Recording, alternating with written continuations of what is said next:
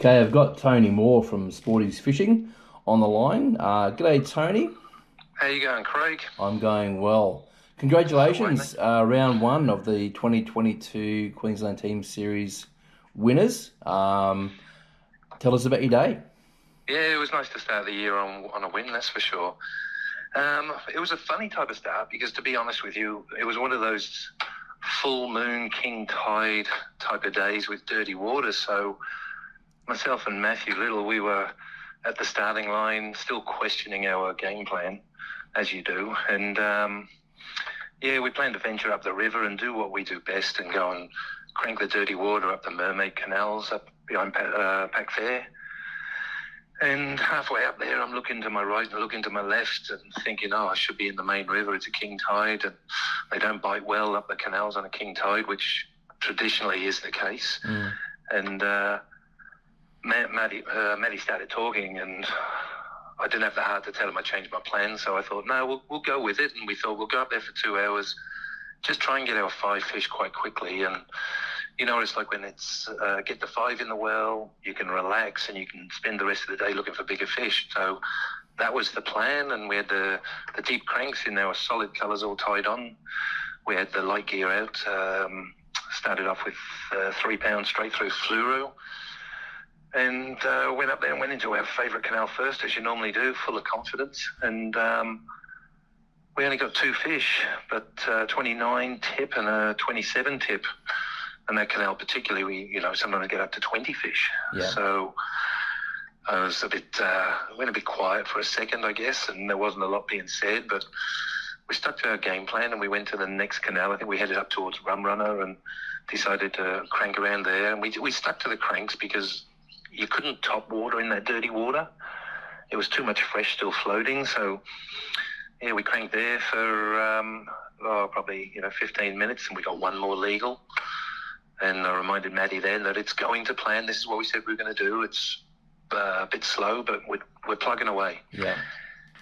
And then we ventured up towards Lake Wonderland, like right up the back, and we did see we probably saw about 8 dead fish all up, and I was a bit worried about that, but we cranked a couple of points up the back there, and bang, we got another legal, and 29 was still the biggest one at this stage.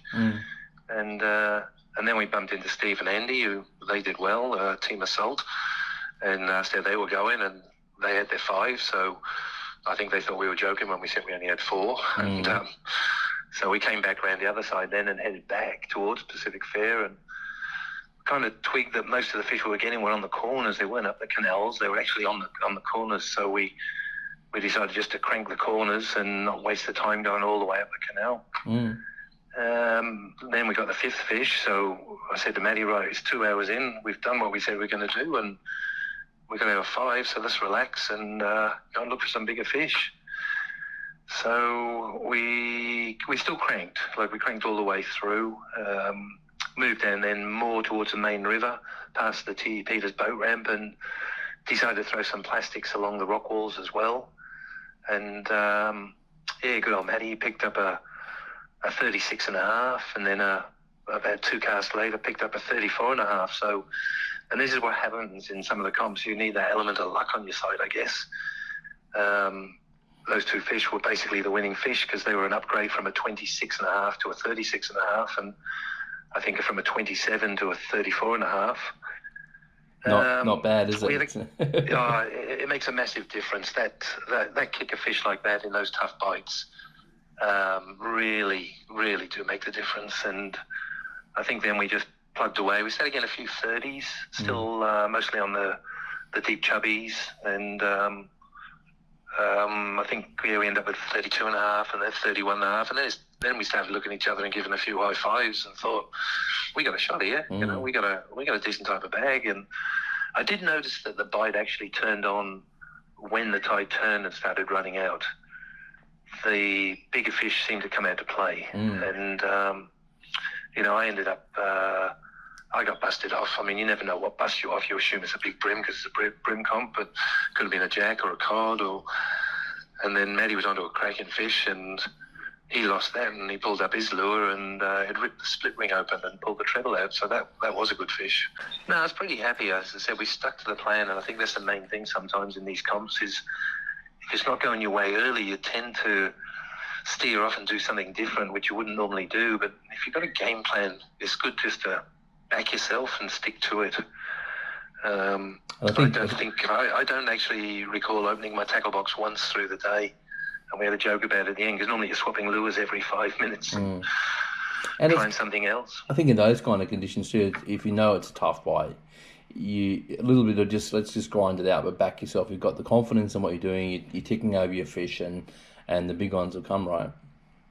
Yeah, that's so true. And I think years ago we used to always sit back and watch the AFC, and I always noticed that old Slick Wright, he used to win the biggest brim quite a lot.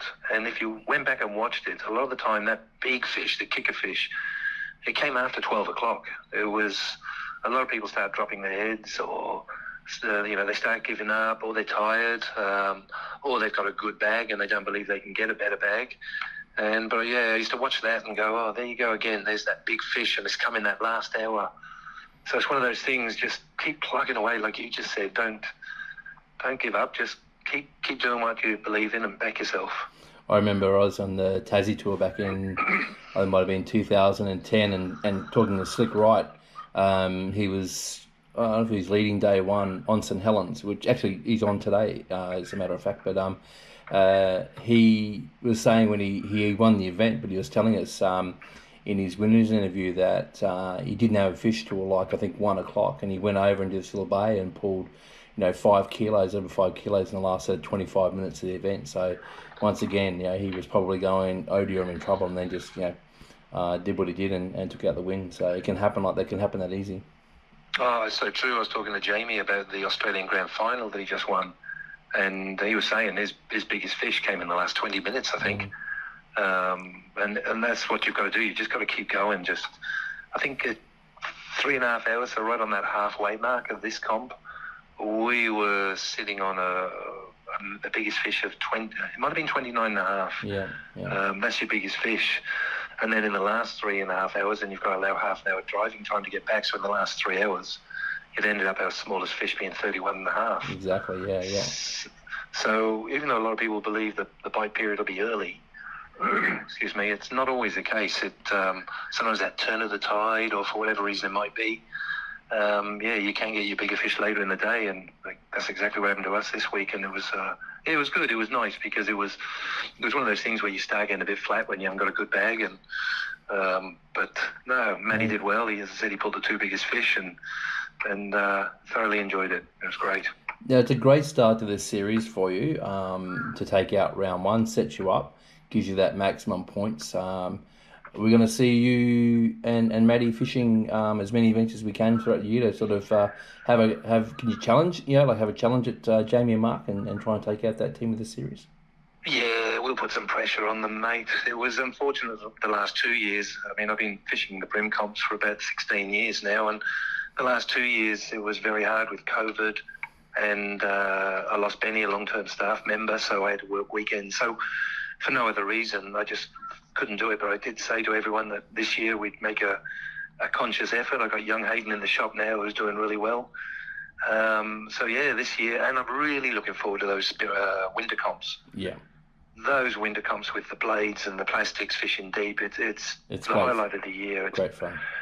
Oh, isn't it? It's brilliant. And as I say, it's, Craig, me and Maddie have committed to it. Excellent.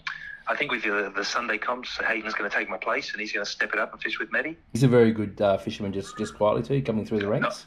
Oh, he is. He's a great angler for a young kid, and keep an eye on him over the next few years. He's got the passion. I think we all have the passion when we're younger, but some of them, he doesn't follow. He does what he wants when he wants. So sometimes, I think he took me out to teach me a bit of the flathead, and I was amazed at how well he knows the flathead scene. For such a young bloke. So, hopefully, as I said, he'll do well with the brim. And once you've got the passion and you've got the enthusiasm, you'll always do well. Yeah, for sure. So, and we actually all owe a big thank you to you for you were instrumental in setting all this series up. You laid the foundation with Stu Robinson and Jamie and Matthew. I know Matty was in there as well, Steve Nichols. So thank you for that, for all laying the foundation for this and allowing us to sort of keep it going and ultimately grow the sport. That's what we aim to do. So.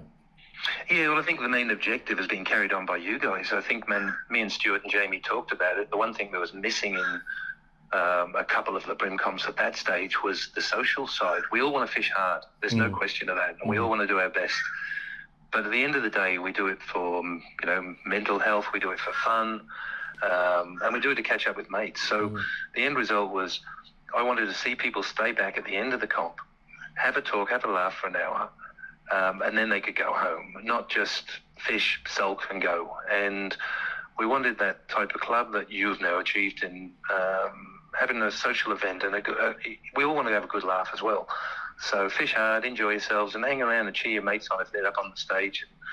They've had a win or a close win, and it's nice to have 20 odd people clapping their hands when you're up there, not everyone going home. And so it was the reason we started it, and it's getting stronger and stronger as you guys have taken control, and we're still getting all the people there. So no, it's great. It's our club should be. And I guess it's also for anyone thinking about entering into tournament fishing and that kind of thing. It is a great opportunity to come along. It's set up as a low cost event, the chance to come and fish literally against some of the best anglers in the country. Versus and down to guys who are just finding their feet as well. And it's great seeing that evolution from the first timers that come in that perhaps don't even catch a brim, but by the third or fourth round they've caught their bag, and then there's just growing confidence, and that's really fantastic to see, and that a lot of that comes from that social interaction where they're able to talk to guys like yourself, Jamie, Mark, and those guys, Blake, etc., who are well established in the scene, and can and guys that are willing to share the knowledge. Oh, you just summed it up. You look at you got a lot of these people have come through, and you look at them last year. Your Jake Beckmans, Courtney. There's a lot of these blokes that start off, and they might get 1 or 3 fish in their first couple of events, and they might only have a small tinny with a 30. And the sounder, they can't all afford to have HDS 12s all over the boat and the best electric motor, but they can still go out there and they can still get into a canal or a 6-knot area where boat size doesn't really matter. It's not about speed. So they can get out there with, they can start off with $100 combo and a couple of cheap lures, and going back to that clubhouse, and you have, as you said, you've got those type of people there that will share the information. I mean, it's common knowledge people aren't going to give you their favourite spot, but they'll give you their techniques, and it's up to you then to use those techniques. Find your own spots that it works for you, but the information's there to be had. Just ask the questions. We're all there to help. There's been a lot of guys who have gone through this club, or even before this club when you were talking mini bucks, which is, where this one started from. Yes. That have started off in them and then done really well in the ABT, your Johnny Siggs, and look at Tash and Tim. There's people like that, even Jamie himself. But there's a lot of people who have come through these comps, started off, enjoyed it, progressively got better, and then taken on the bigger challenge and gone and done the big comps where there's great prize money and again some awesome travelling to some great spots to fish. So yep, Chris Greensall this year, we saw Chris last year, buy a Stratos and spend, I had to think how much money he spent on it, but he did it up and has it into a really, really nice bass boat now. Went down and did his first Oz Open this year. That's the kind of, it's that kind of series. You can come in and you can just go, no, I'm happy being an entry-level tournament fisher and I'm just going to do these because it's fun and it's social, or you can progress to the next level and then go through ABT, whether it's through non-boater channels or with Matt Fatafe, just jumped straight in last year, the Queensland Open, and he did it. I think he did the Oz Open this year as well. So, these guys are coming in and just going, you know what, I'm going in hard, and it's great to see. It gives you, it's a proud moment, isn't it, when you see blokes, Kane, young Kane there who's doing up his boat at the moment. Yes. And then you see him go away to the ABT, and you see the smile on their face on the Facebook pages that they've achieved. So it's a dream up there, and Yeah, it's good. And they started off at these simple little comps that have hopefully, as you say, helped them and got them going. Absolutely.